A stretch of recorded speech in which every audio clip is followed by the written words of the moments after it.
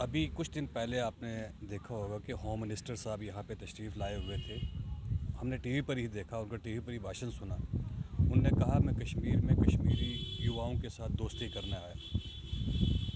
उन्होंने तरक्की की बहुत सारी बड़ी बातें कही, साथ विकास विश्वास की बातें कही, लेकिन कोई आपने कल ही देखा होगा कि जिसमें शेख साहब ने कल पहले हम सब की तरफ से जो उन्होंने कल पहला इनिशिएटिव लिया, जिस तरीके से इन्होंने रंधावा साहब की उस स्टेटमेंट को सिरे से निकारते हुए और उस शख्स को रोकने के लिए जिस तरीके से उन्होंने कल पुकार उठाई और जिस पे एफआईआर रजिस्टर हुई। अब उस एफआईआर में अगर आप दोनों ऑफेंसेस देखोगे और 153A की हम डिमांड पुरजोर करते हैं, जिस तरीके शेख साहब ने कहा कि वो भी उस एफआईआर में इंक्लूड होना चाहिए।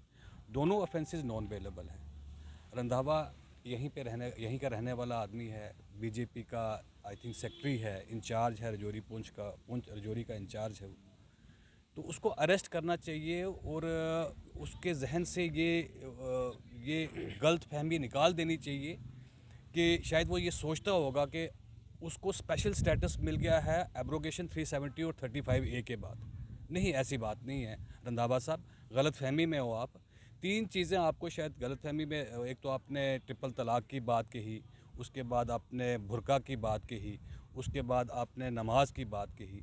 मैं चाहूँगा रंधावा साहब को कि वो मेरे पास आएँ, 2-3 दिन मेरे साथ रहें, मेरे माहौल में रहें, उसको बुर्के का कंसेप्ट भी बता देंगे। वो अपने जो वालदैन हैं उनके पास चले जाएं और देखें कि हिंदू कल्चर के अंदर जो है वो घूंघट का कितना बड़ा महत्व है। उसके बाद वो आए, उनको हम नमाज का पूरा सलीका बताते हैं कि इसमें कितनी पाकीज़गी होती है, ये 5 वक्त की जो अदायगी है इसमें क्या ज़िक्र होता है, इसमें कितनी रूहानियत होती है और कितना साफ़ दिली होती है।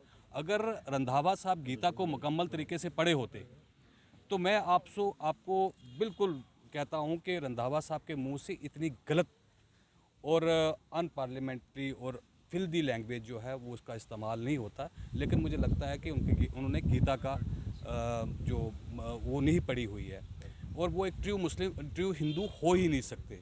और मैं शुक्रगुज़ार हूँ अपने जितने भी यहाँ पे हिंदू भाई हो गए, सिख भाई हो गए, क्रिश्चियन भाई हो गए, जिन्होंने इस शख्स को सिरे से इसकी हर बात को नकारा है। जम्मू कश्मीर एक मजमुआ है यकजहती का, और रंधावा जैसे लोगों को यहाँ पे पनपने का और यहाँ पे ऐसी बात करने का कोई हक नहीं और ना ही हक दिया जाएगा।